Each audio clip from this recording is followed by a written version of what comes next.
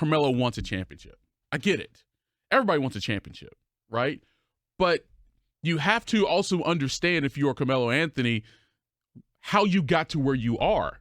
And as I made the point to Stephen A., he was hard-headed in a lot of regards. He was the guy that forced the trade out of Denver to New York. The Nuggets were making the playoffs consistently in the West, and then he goes to New York trying to be a star and things of that nature, and that falls apart. So then he goes to Oklahoma City, and according to Stephen A., he was told he's going to be the fourth option on that squad. But some people are talking about even coming off the bench, and you have that memorable clip of him saying, yeah, hey, man, they want me to come off the bench. I ain't coming off no bench. Right. So then the very next year, where do you go? You go to Houston, so they're thinking like, all right, so we brought him here. We thought he was going to be this role. It's not working out. He clearly doesn't want to be a bench player, so we're just going to let him go. Maybe another team will give him a chance. So a lot of this stuff, I feel as though Carmelo's looking at this situation as if he's a victim. And nah, bruh, you're not a victim here. Some of the things that you're experiencing were based on things you had done previously. This sounds almost exactly like the conversation we had a few weeks ago about Chris Paul, right? Yeah. Like you forced your way out of some certain situations in pursuit of a championship or in pursuit of whatever it is, Yes. right? And I think that with Carmelo, the point is you asked a great question of Stephen A. Who needs him outside of a team like the Sixers? There is no team that is a Melo away from winning a WNBA. Jesus Christ. NBA. Now I want him to play in the WNBA. Is that an option? Sparks don't need him. Is that an option? Sparks don't need him. Mystics, maybe? No, but so we're talking about a pity contract. We are. We're talking about a golden parachute, pity contract, farewell tour. He says that's not what he wants, but that's essentially. We've seen them before, though. I mean, Gary Payton got one with the Heat. There you go. And I would say Gary Payton. My question to you is he deserving of a pity contract? Is Carmelo deserving of an opportunity to do it his way, and at the very least, if not in pursuit of a championship, the ability to go around and say goodbye? Let me say this. In sports, I don't think anyone deserves anything, okay? If that was the case, then Charles Barkley would have a championship. John Stockton and Karl Malone would have championships, Sure. Okay? So Patrick Ewing would have one. Sure. In a lot of regards, I would say those players way more deserve it than Carmelo. Of a championship, yes, but is he deserving of one last opportunity to say goodbye on his own terms? That's what I'm asking. A farewell tour, a 2019 goodbye. No.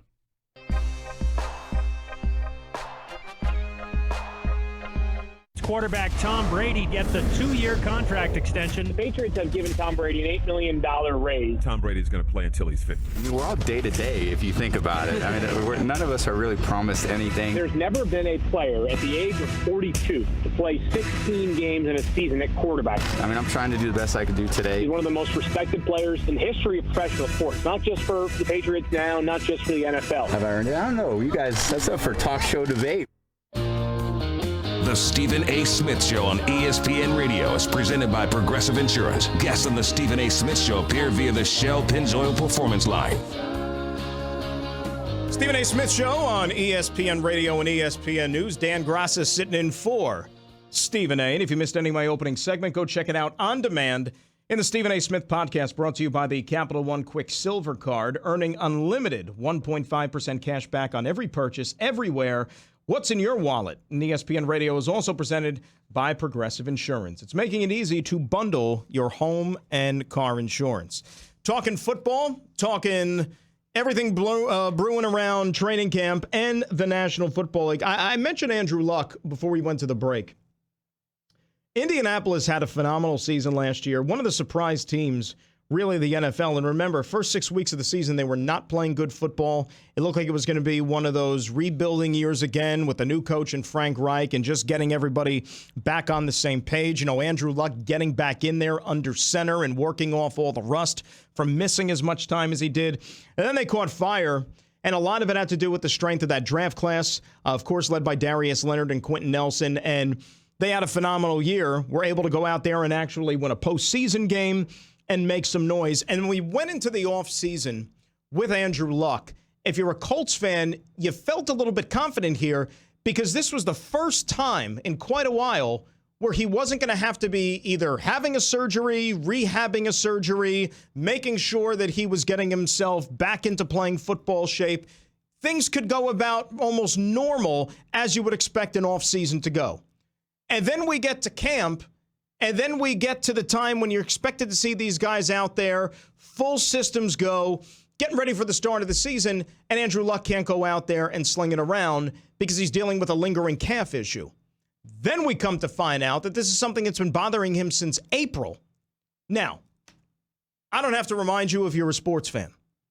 We just went through a season, a postseason in another sport, in this case the NBA, where a fairly noteworthy player was dealing with a calf strain that forced him to miss some time, to only come back to the playing court and then suffer an even more significant injury.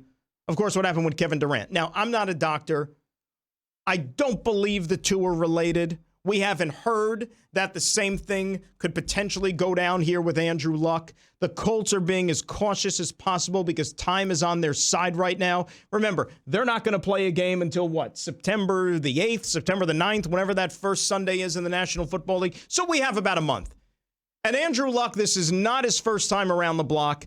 I think he can go in there without even having to play a single preseason game and be ready to go week one. And I think that that's how you have to approach it if you are the Indianapolis Colts. This guy is way too important to your franchise and to their success. And the difficult thing about where Indianapolis is as a program right now, when you have the year that they did in 2018, and you surprise and you exceed expectations, now everybody expects more of it. We, the media, we, the fans, and also the people in that locker room, right? They have high expectations for themselves because they know that they've done it already and they've been there and they could get this done. Meantime, you have the Antonio Brown situation with his, how can I put this? Aching feet. It's ugly. It's not good. I don't know if you've seen it. I don't know if you plan on seeing it. I gave you warning. I tried to give you as much heads up as possible. If you have a weak stomach, don't even bother seeking it out because it's kind of nasty. Not kind of nasty. They are nasty. And he even acknowledged it in his post. He's like, this is what happens. I guess there's some sort of like maybe an infection or something. I don't know. But it's the bottom of the feet are not good. It's not a good look. He can't get out on the practice field, though, which is of greater concern for John Gruden and for everybody out there with the Raiders. You know, this is a big year for that football team. Not just because they're going to be on Hard Knocks here and all this stuff is going to play itself out, I guess what, starting tomorrow night. But this is a Raider team that is expected to certainly improve greatly on what they showed you a year ago. They made the splash move by bringing in an Antonio Brown. They spent all that money in beefing up other areas of that team. They had the first-round draft choices. You spent money and you brought in the high-priced offensive lineman from the New England. Look at that. There you go. They're showing it on our ESPN News simulcast here. There you have it. I don't need to look at that anymore. I'm going to look down at the table for now. But this is a Raider team that's supposed to be better. Okay, this is a team that, 6-7 wins is not going to cut it this year. They expect to have a winning season. Now, I don't think you could sit here and say that the Raiders should be a playoff team. Maybe they think so, but I think that's a little unrealistic. Not when you're playing in an AFC West where you have the Kansas City Chiefs, a team that's clearly good enough to go to a Super Bowl. They were almost good enough to go to a Super Bowl last year, as we know. You have the Los Angeles Chargers, who I think from top to bottom might be the most talented team in the AFC West. But they're dealing with their own holdout situation in Melvin Gordon, which it would be nice if they get that resolved too. But Melvin Gordon doesn't have a leg to stand on, no pun intended. And I think the Chargers are going about this the right way. Let him be the one to blink here. But the Chargers, I think, need Melvin Gordon if they want to be a Super Bowl caliber team. And then you have the Raiders. And we won't throw the Denver Broncos and leave them out too, but I think a lot has to go their way if they're going to be in the discussion for being at the top of this division here. But a lot is asked of this Raider team. John Gruden's reintroduction to the National Football League last year was a complete failure. A complete and utter failure. It's not what he signed up for. That's not what Mark Davis signed up for. And now with this Raiders team getting ready to pack up and leave and go to Las Vegas, you know what? You want to go into Vegas with at least a winning product. You don't want to show up there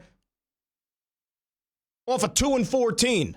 or a team that looks like they don't know what the heck they're doing, and there's more drama off the field than you have success on the field. And I know that the Raiders have had a lot of that in their history. They had a lot of that last year, and you don't need any more of it. You know, you seem to have finally resolved yourself and resolved the situation involving the quarterback, that Derek Carr is going to be your guy. Because if you would have told me a year ago that he was still going to be the signal caller for the Oakland Raiders, given the way things kind of evolved last year, I would have been skeptical. But Carr, I still believe in. I think that you can win with him as your quarterback. Remember, it wasn't even that long ago where Derek Carr was essentially headed for an MVP award in the National Football League until he broke his leg on Christmas Eve. And then things just haven't been the same since. But John Gruden, who's supposed to be a guy who can get the most out of a quarterback and is a quarterback guru and a quarterback whisperer and whatever you want to call it, you expect the partnership between he and Derek Carr to be a successful one. Because I don't think if you're a Raider fan, you want to go down the Mike Glennon route. That is not an avenue that you want to entertain. Division championship? Unlikely. Playoffs for the Oakland Raiders? I don't think it's that unrealistic. Let's hear from you. 888-SAY-ESPN. 888-729-3776. Let's say hi to Robert in Texas. Robert, you're on ESPN Radio and ESPN News. What's up, Robert? My man, you know what? I got to educate you a little bit. I am so tired of people criticizing Tom Brady for his success. Hello? Oh, we lost him.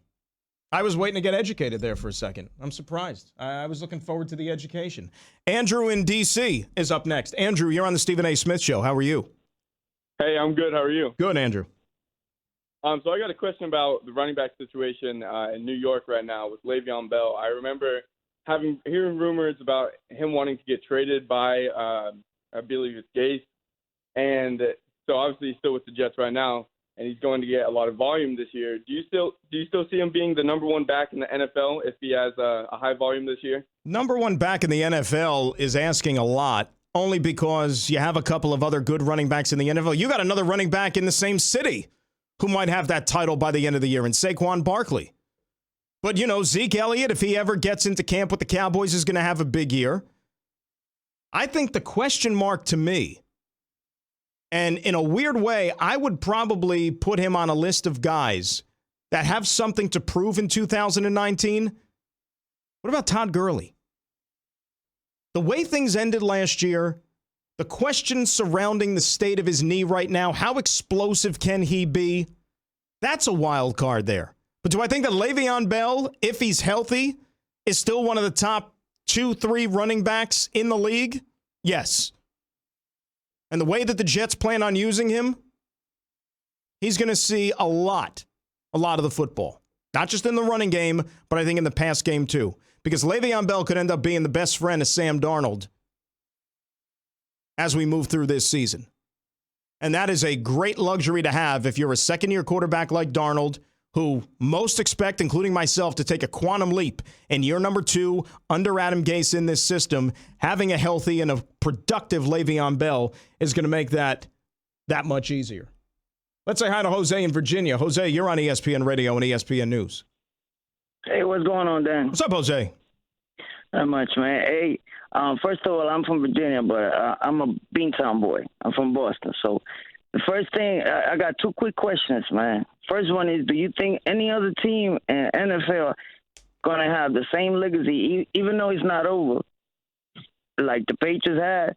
And also, you said that Belichick. What do you mean? What do you mean Brady, legacy? I don't understand. What do you mean by that? Like doing what they're doing right now, and even though it's not over. Do I think? You think they have the same legacy? No. Yeah, and the other. Yeah. Yeah, and the other one is you said that Belichick and Brady needed they needed each other to do what they're doing. Right. So you telling me if they had Aaron Rodgers, they achieve the same thing they have done? If Aaron Rodgers was the quarterback of the New England Patriots and not Tom Brady over the last, 10 years or so, they'd be good.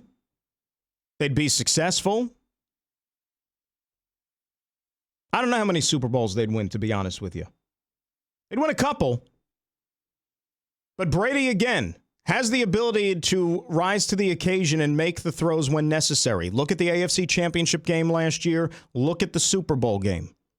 But see, sometimes we get caught up still in just wins and losses and rings when it comes to a quarterback. Like, for example, right now, okay, with Tom Brady.